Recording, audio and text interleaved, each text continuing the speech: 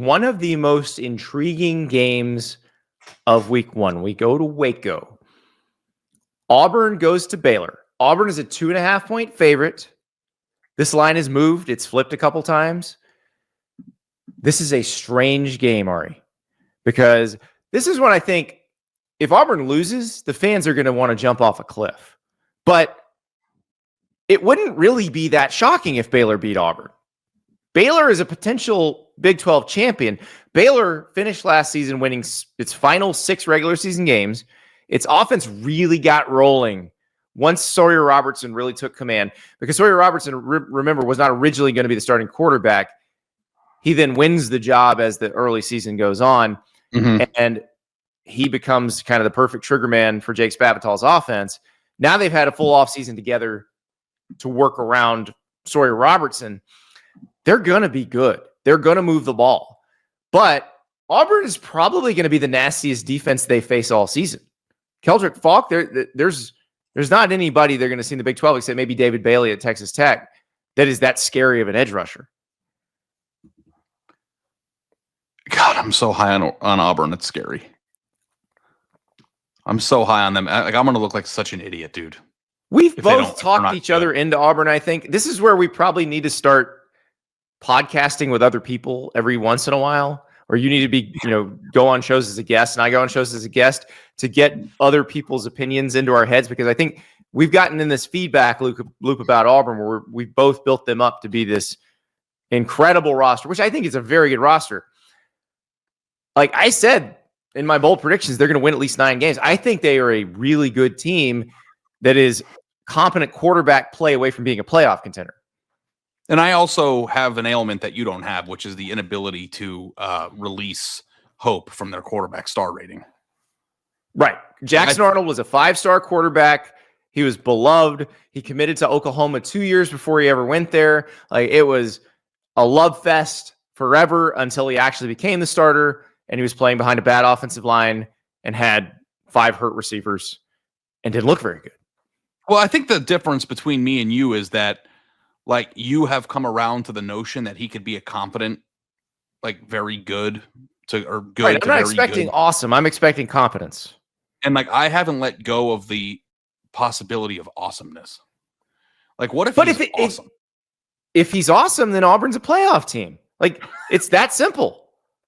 Now, they're going on the road, and we know that Baylor is a really tough out at home. And we know that they're probably the best version, or supposed to be the best version of themselves that they've been in 2 or 3 years. And when Baylor is a really good football team, it's a dangerous team. And Dave Aranda's defense is incredibly confusing for opposing quarterbacks. So, if you want to read too much into the visor throw, this would be the good time to do it. But can we talk about that? The visor throw is this clip from practice a couple of weeks ago where Hugh Freeze is watching the quarterbacks in a Pascal drill, and Jackson Arnold doesn't get the ball out in time. And Hugh Freeze freaks out and spikes his visor and goes nuts. And then the Auburn fan base and everybody else just seized onto that video, that one little clip, and said, see, it's going to be this all over again. It's going to be Peyton Thorne all over again. I don't think it is. I think college football coaches get mad at practice sometimes. Yeah, I wonder if he spikes his visor when he's playing golf. No, that's his happy place. Sorry, he doesn't do that. Give me Auburn, dude. And you see the line. We were talking ourselves into Auburn. The line has moved like 2.5 points since we started talking about this game 2 months ago. It's getting bigger and bigger and bigger. Baylor was a slight favorite at one point, and I think Auburn has the capability to be a quality SEC team, which, if that's the truth, and the defense especially, then it's going to keep the score down in this game. I'm actually kind of like the under in here, under 57.5. Yeah. Because I don't know what Auburn's offense is going to be. Because I'm not predicting superstardom. I'm hoping for competency. And then I think Auburn's defense is going to be able to slow Baylor down. I just look at Auburn's receiving core and the fact that they have a quarterback that I haven't given up on yet. and a pretty proficient offensive line, and we know they're going to be able to run the ball well. They always run the ball well. And I see a lot of ingredients for awesomeness. And again, maybe I'm overselling this, and there are people in the SEC right now who are listening who are just pulling their hair out. But like, I think it's possible in the same regard that you had with Nebraska, feeling like Auburn can have a coming out party on Friday night in terms of like, hey, everybody, the jokes are over. We're good. You know, like the people in the SEC really who tear their hair out at us saying Auburn might be good, they're also the same people who think any SEC team would roll over any Big 12 team. Yeah. So they're also picking Auburn in this game, which is probably not the way to think of it, because Baylor's better than they think. But yeah, I mean, they've got Keldrick Falk, and then also we heard some pretty good things about Chris Murray, who no one's ever heard of. Being a game wrecker there on the edge. Give me a reason not to pick Auburn. Just the only reason would be that Jackson Arnold makes a couple of mistakes, throws a really bad interception in the fourth quarter that puts Baylor back in the game. But that's what Peyton Thorne did, and I think let's give Jackson Arnold a chance to not be Peyton Thorne before we decide he is Peyton Thorne. Let's let him play a game before we make that decision. Yeah, I said, don't put those evil on those fans. We're trying to grow an audience here. You don't want to relive their trauma on our throws a bad pick. That's their entire season called throws a bad pick. The thing is, you and I are on the same page about Jackson Arnold, even if I'm not as far down the page as you are.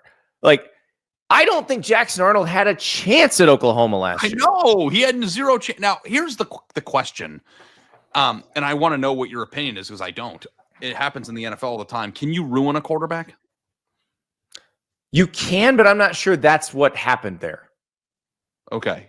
But you believe that if you throw a quarterback in too soon and they get their head beat in a little bit, yeah, you can break a guy. Never recover from that.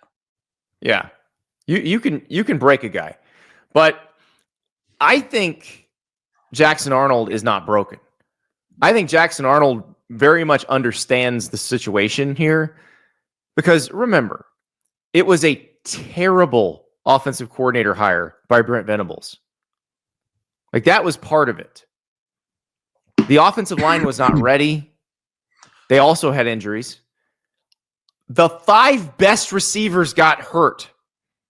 5 best receivers got hurt. Bad offensive line. By the way, what are we watching here? See these photos?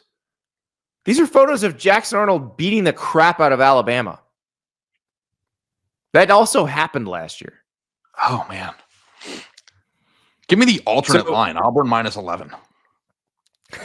You're going to just buy it up to 11? Or, well, I would be buying it up to 11. It'd be giving it back to 11. Yeah, Auburn's a 2.5-point favorite. I will take Auburn to cover, and I'll also take under 57.5 in this game. Yeah. I'm going to be in Atlanta alone on Friday night while you're at your son's football game. Pizza on the left, Modelo on the right. I'm going to be locked in for this. It's going to be so good. I booked my flight and my travel arrangements to ensure that there was no grab ass in me getting to my TV on time. So I'm going to be locked in. I'm going to be ready. I'm expecting big things from Auburn, but you know what the good news is that if Auburn loses, then we have another darling to attach ourselves to. Baylor has a lot of potential to absorb some early season aura. And if they win this game at home on Friday night, then, you know, the Big 12 might have some extra juice that they wouldn't have had otherwise. So it's no matter what happens, because we're also here for the Hugh Freeze shit show. Like don't get us wrong. Like right. That's highly entertaining as well. Yeah, if it happens, it's also entertaining. So, but it also could be Hugh Freeze is fine. Hugh Freeze has got it figured out, and who knows? Maybe it's not Jackson Arnold. Maybe it's Deuce Knight. Who knows? Also with Auburn, if they are starting quarterback stinks, their backup doesn't seem hopeless like it did a year ago. So there's a lot of Ashton, I think. Yeah, Ashton Daniels, who started at Stanford last year. So we've got all kinds of options here. And that's the beauty of week 1. We don't know what the hell's gonna happen. We have no clue. This is hard, by the way, guys. Very hard. Yeah.